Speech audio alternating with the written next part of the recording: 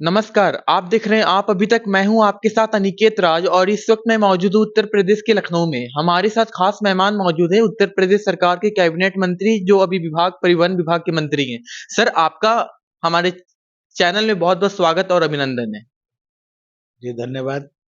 Sir मेरा सबसे पहले आपसे प्रश्न है कि परिवहन विभाग के क्षेत्र में उत्तर प्रदेश में क्या विकास हुई है? देखिए, परिवहन विभाग में टेक्नोलॉजी के माध्यम से हम लोगों ने बहुत सुधार किया है। ड्राइविंग लाइसेंस में हम लोग लर्निंग लाइसेंस को ऑनलाइन बनाने का काम शुरू किए हैं। परमानेंट लाइसेंस के लिए हम लोग ऑटोमेटिक ड्राइविंग ट्रेनिंग ट्रैक बनाए हैं। अब जो है मैनुअल नहीं रहेगा, कोई व्यक्ति ये उसके लिए अब दिक्कत नहीं है होगी कि हमारे विभाग का कोई व्यक्ति यदि किसी को चाहे तो पास कर सकता हो, किसी को चाहे तो फेल कर सकता हो। ये ऑटोमेटिक इंटेलिजेंस के माध्यम से हम लोगों ने हर जिले में शुरू किया है। 16 जनपदों में जो बड़े हमारे कमिश्नरी लेवल के हैं, वहाँ पर स्वयं बनाया हम लोग सरकार का। बाकी प्राइवेट पार्टनर को लेकर के हम लोग इसमें रोज़गार का भी सृजन होगा और टेक्नोलॉजी का प्रयोग होगा तो एक अच्छे दक्ष जो है ड्राइवर मिलेंगे और पारदर्शिता रहेगी। इस तरह की व्यवस्था कर रहे हैं। हम लोग का परमिट जो है अब ऑनलाइन हो रहा है।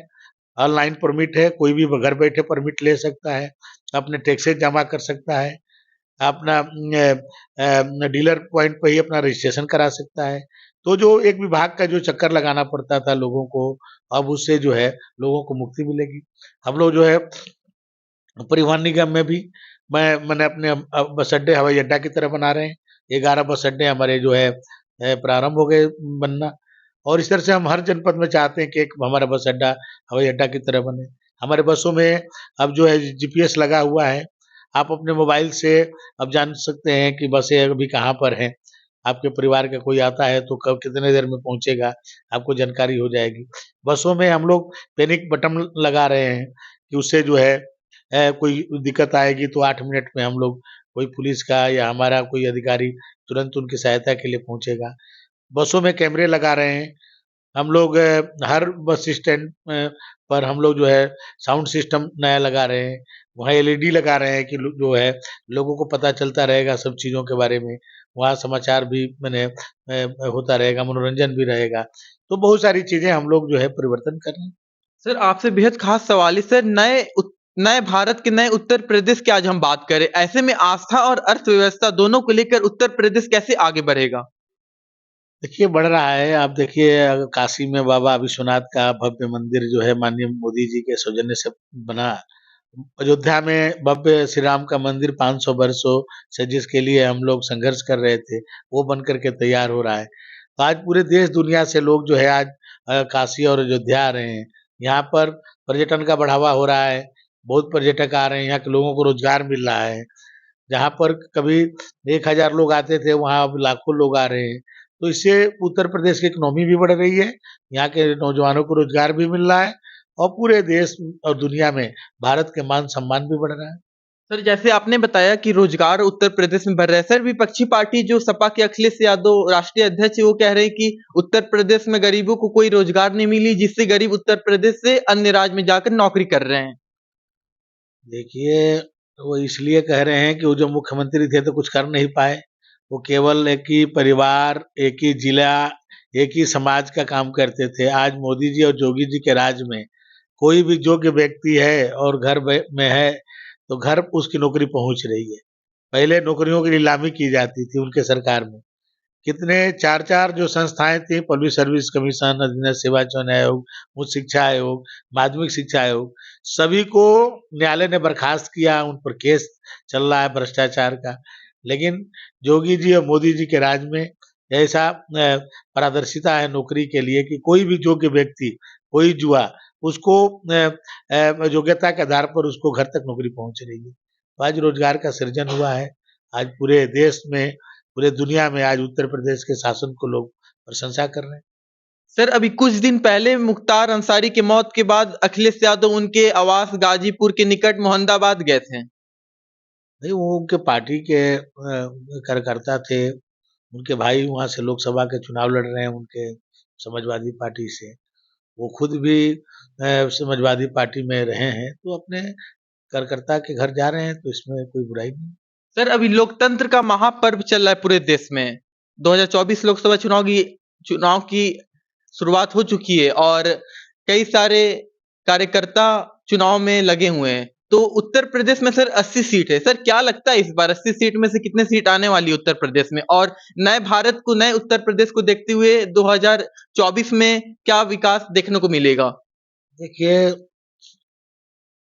अभी तक तो लोग मोदी जी की जो लहर देखे थे, इस बार मोदी जी की सुनामी बह रही है और इस सुनामी में उत्तर प्रदेश की 80 की 80 सीटें जीतेंगे और पूरे देश में 400 के पार जीतेंगे। और आप देख रहे हैं उत्तर प्रदेश में रोज प्रत्याशी बदल रहे हैं। कांग्रेस जो है रायबरेली, अमेठी में चुनाव नहीं लड़ा पा रही है, कैंडिडेट नहीं मिल रहे हैं उनको। अखिलेश यादव जी खुद रोज अपने कैंडिडेटों को बदल रहे हैं। कई कई लोकसभाओं में 6 प्रत्याशी बदल गए और इसलिए आज मैदान में कोई है नहीं। 80 की 80 सीटें हम जीतेंगे। सर प्रधानमंत्री जी हर एक प्रत्येक सभा में कह रहे हैं कि हमारा लक्ष्य 2024 नहीं, हमारा लक्ष्य 2047 है। देखिए, माननीय मोदी जी ने जो हमारे देश के क्रांतिकारी थे, जो स्वतंत्रता संग्राम सेनानी थे, उनको सपनों को साकार करने के लिए आज़ादी के अमृत महोत्सव उन्होंने बनाया। उनके सपनों को साकार करने के लिए वो चाहते हैं कि जब देश अपना स्वर्ण जयंती वर्ष मनाए आज़ादी का, उस समय विकसित भारत हो और देश की आज़ादी की लड़ाई में हम लोगों ने योगदान नहीं करने का अवसर मिला या हम उसके बाद पैदा हुए। लेकिन अब देश में जो मोदी जी ने कहा है कि जो 75 से लेकर के 100 वर्ष का जो 25 साल है, यानी 2047 में जब देश स्वर्ण जयंती मनाए, अपना 100वां वर्ष मनाए, उस समय का अमृत काल उन्होंने कहा है, इसमें हमारा योगदान हो। देश के हर नागरिक वह 25 वर्षों में देश के लिए कुछ करके देश को विकसित बनाने में अपना योगदान दें। ये इसलिए मोदी जी ये 2047 में भारत दुनिया का नेतृत्व करे, इसकी बात करते हैं और उसके तरफ वो कई कदम आगे बढ़ा चुके हैं। सर कांग्रेस के राष्ट्रीय अध्यक्ष जो अभी राहुल गांधी हैं, वो कई सारे सभा में कह रहे हैं कि भाजपा को हटाओ और राहुल को लाओ। राहुल जी खुद ही उत्तर प्रदेश से भाग गए हैं। बताइए, 80 सीटें जहां उत्तर प्रदेश में हो, स्मृति दीदी ने उनको चुनाव हराया तो आज उत्तर प्रदेश छोड़ के केरल में सुरक्षित सीट ढूंढ रहे हैं। यदि वो उनमें अंदर वो रहती तो उत्तर प्रदेश में रहते। 80 की 80 सीटें यहाँ पर हैं। वो तो केवल अपने एमपी बनना चाहते हैं, वो देश और प्रदेश नहीं बनाना चाहते। सर तो क्या लगता है इस बार देश के प्रधानमंत्री के रूप में नरेंद्र मोदी जी आएंगे? ऐतिहासिक विजय दर्ज करेंगे। 2014 से 2019 में 30 सीटें ज्यादा जीते थे, इस बार तो जो है 400 के पार होंगे और पूरे देश की जनता आज मोदी की तरफ देख रही है। कोई आगे विकल्प नहीं है। सभी लोग एक एक करके जो गठबंधन था उनका बिखरता जा रहा है और मोदी जी प्रचंड बहुमत से 2024 में जीत गए। सर आपसे आखिरी सवाल, सर प्रधानमंत्री जी बोले कि 4 जून को 400 पार के बाद भारत में नई दिशा देखने को मिलेगा। सर ऐसा क्या है कि पूरे भारत में एक देश में नया दिशा देखने को मिलेगा? सर ऐसा क्या? मोदी जी का नेतृत्व है। मोदी जी का करिश्माई नेतृत्व, मोदी जी की ईमानदारी, मोदी जी की मेहनत, मोदी जी का देश के प्रति समर्पण, ये इसलिए देश बदल रहा है।